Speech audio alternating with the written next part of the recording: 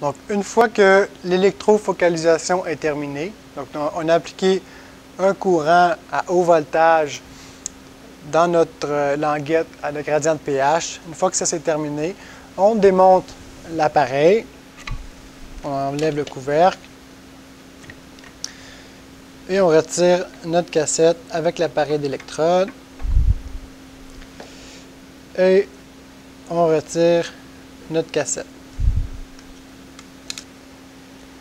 Donc, une fois qu'on a retiré notre cassette du montage, ce qu'on doit faire, c'est retirer la plaque de plastique qui recouvre les languettes. Donc, maintenant, il y a une plaque de plastique qui est ici, qui recouvre les languettes. Donc, il faut retirer cette plastique. Le plastique est simplement collé sur la cassette. Donc, ce qu'on doit faire, c'est le retirer. Donc, on fait juste tirer sur le bout de plastique. Donc, maintenant, les languettes sont accessibles. Donc, on peut retirer notre languette. Une fois qu'on a accès aux languettes après l'électrofocalisation, ce qu'il faut faire, c'est équilibrer la languette. C'est-à-dire que le tampon qui est à l'intérieur du gel sur la languette est différent de celui qu'on utilise dans la seconde dimension. Okay? Donc, il faut conditionner les protéines à l'intérieur de ce gel-là, qui est sur la petite languette, pour être capable de faire la seconde dimension. Donc, la façon de faire, c'est de retirer la languette. Okay? On la prend par l'extrémité négative. Je vous rappelle qu'il y a un gel qui est sur la surface vers le haut et qu'à l'extrémité, il y a une petite languette de plastique avant le gel. Donc, on fait simplement retirer la languette et l'insérer dans un tube 15 ml. Okay? Donc, simplement, on insère dans le tube de 15 ml. Ce qui est important, c'est de toujours garder le côté avec le gel par en haut. Donc, c'est seulement la surface de plastique qui va aller en contact avec le tube. Ensuite, il faut l'équilibrer. Donc, on rajoute la solution d'équilibration numéro 1. Donc, cette solution contient durée du SDS et du DTT. Donc, on rajoute environ 3 ml de solution d'équilibration.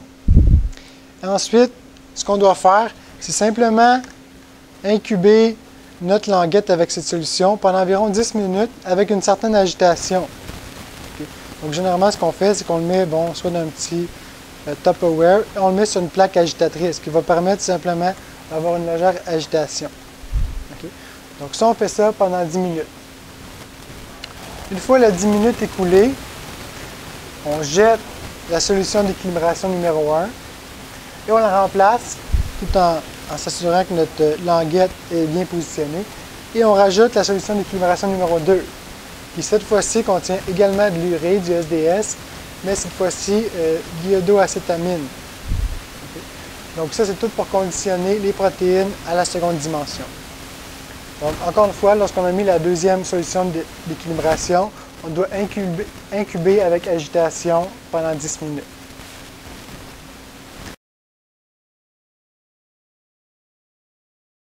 Donc, pour la seconde dimension, ce qui est important, c'est le gel. Le gel, c'est un gel de SDS Page, on va dire normal. Donc, comme on fait l'électrophorèse de protéines.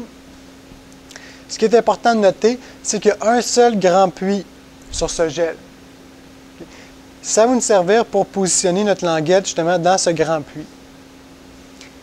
Ce qui est important, par contre, c'est qu'il faut également insérer un marqueur de poids moléculaire de protéines pour pouvoir suivre la migration de nos protéines dans ce gel de SDS Page.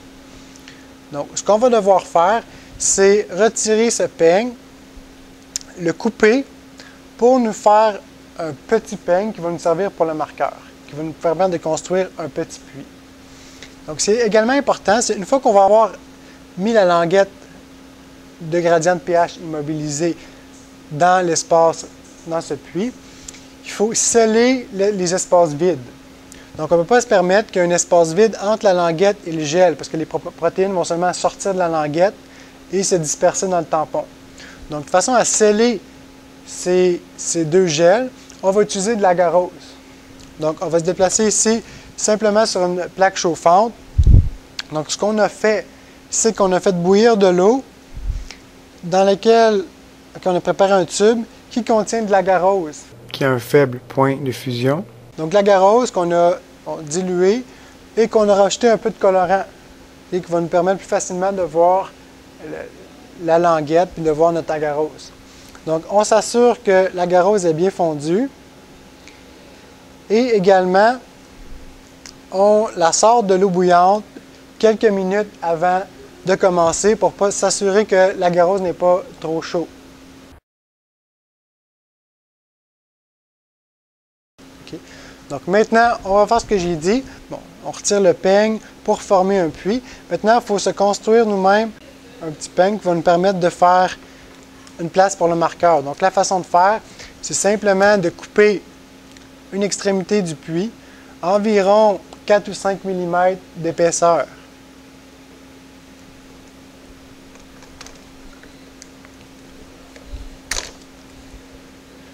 Voilà, on va le rechercher. Donc maintenant, on a un petit peigne qui va nous permettre par la suite, une fois qu'on va avoir mis l'agarose et qui va être solidifié, de faire un puits pour le marqueur. Donc, on va venir le repositionner ici. Ce qui est également très important, c'est d'enlever le surplus de tampons. Donc, quand on retire le gel de son emballage, il baigne dans un certain tampon. Donc, c'est important de pouvoir retirer l'excédent de tampons pour faire de la place pour notre languette de pH. Okay? Donc, ce qu'on fait généralement, c'est qu'on utilise un papier mouchoir simplement pour absorber l'excédent de tampons. Donc, on s'assure que le puits est bien asséché.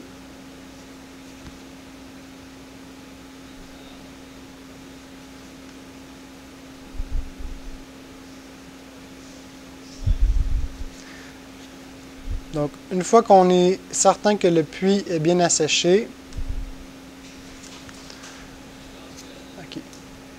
on peut maintenant aller chercher notre languette qui contient nos échantillons. Okay, parce qu'une fois qu'on va rajouter l'agarose est fondue, mais il fige très rapidement. Donc, c'est important d'être en position, d'être prêt avant d'ajouter l'agarose.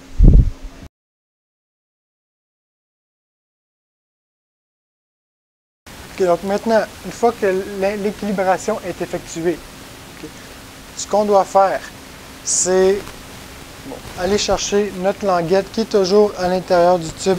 Donc, comme je l'ai mentionné, on a de l'agarose ici qui va nous servir à venir emprisonner la languette dans le puits. Donc, la première chose à faire, c'est d'aller chercher notre languette en évitant le plus possible de toucher à la partie du dessus qui est sur le gel. Okay. Ce qu'il faut également faire, c'est couper la partie de plastique sur le côté positif. Okay, parce que sinon, la languette est trop grande pour rentrer dans le puits. Donc, ce qu'il faut faire, c'est simplement couper l'excédent de plastique, mais pas couper le gel. Donc, une fois que ça c'est fait, on a coupé l'excédent de plastique, mais pas le gel, le côté positif. On peut simplement venir déposer la languette sur le côté de notre gel. Comme ça, quand on va ajouter l'agarose qui est fondue, on va être prêt immédiatement à insérer la languette dans le puits avant que l'agarose se mette à figer. Donc maintenant, une fois que ça c'est fait, il ne nous reste plus qu'à ajouter l'agarose. Donc l'agarose, je rappelle, il est encore fondu. On a attendu qu'il refroidisse un petit peu. Donc ce qu'il faut faire, c'est simplement prélever une certaine quantité d'agarose.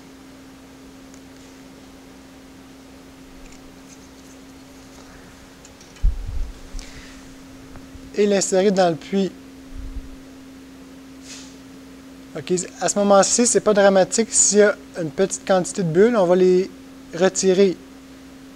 Mais ce qui est toujours important, une fois qu'on va ajouter la languette, c'est de retirer le plus de bulles possible. Donc ce qui est plus facile, c'est de commencer par une extrémité et ensuite de pousser les bulles vers l'autre extrémité opposée. Donc on fait simplement pousser la languette dans le puits. Okay. Jusque dans le fond. Donc, on s'assure qu'il n'y a pas d'espace libre entre la languette et le gel de SDS. Donc, on appuie fermement. On s'assure qu'il y a un espace d'agarose entre le bout de la languette et notre peigne, pour que lorsqu'on va retirer le peigne, il puisse avoir un puits disponible pour le marqueur.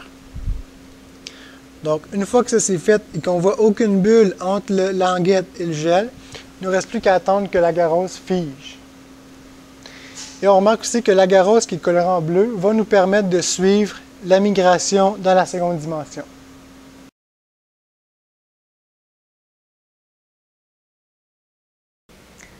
Donc, une fois que notre agarose est solidifiée, que la température a descendu assez pour qu'elle fige, maintenant on peut commencer à monter l'appareil pour la seconde dimension. Donc maintenant on va séparer les protéines selon leur masse moléculaire. Donc ce qu'on utilise, c'est un appareil à électrophorèse pour SDS Page. Donc on a cet appareil ici. Donc la première étape, avec notre gel qui contient l'agarose figée et la languette qui contient notre échantillon, dans le fond, où les protéines ont été focalisées à certains endroits selon leur pays. Donc, on prend ça et on enlève le peigne qu'on a construit pour faire place au marqueur. Donc, première chose à faire, retirer le petit peigne, ici. Okay. Donc, ensuite, on va prendre notre gel et l'insérer dans l'appareil. Donc, je vais vous expliquer brièvement comment ça fonctionne. Donc, en gros, c'est une électrophorèse. Donc, il y a toujours deux électrodes. Donc, d'abord, l'électrode négative est connectée ici, jusque dans le fond. On voit il y a un léger fil de platine ici dans le fond. C'est la première électrode. Bon, la deuxième, c'est la positive. Et elle est en dessous du caoutchouc vert. Je vais vous expliquer tout à l'heure comment le courant fait pour passer. Donc, ce qu'on doit faire pour monter notre appareil, c'est de prendre notre gel. La vitre la plus longue doit toujours être à l'extérieur. Et on peut aussi utiliser deux gels en même temps. Par contre, si on n'a pas deux gels, on peut utiliser une plaque de plastique pour faire office de gel. Donc, on fait ça comme ça. Donc maintenant, notre cassette est presque prête. Donc, je vous ai dit qu'il y avait une électrode dans le fond ici. Ce qu'on va faire, c'est qu'on va remplir ça de tampons. Il va y avoir également du tampon environ jusqu'ici, dans le bac. Donc, ce qui va arriver, c'est que le courant va partir de l'électrode négative qui est ici dans le fond, va passer par-dessus les puits, à travers le gel, va faire migrer les protéines, jusqu'à l'électrode qui est en dessous ici. Puis ensuite, ça va repasser ici, dans l'électrode positive. Donc, c'est très important ici de rajouter du tampon parce que le courant va passer justement à travers le tampon.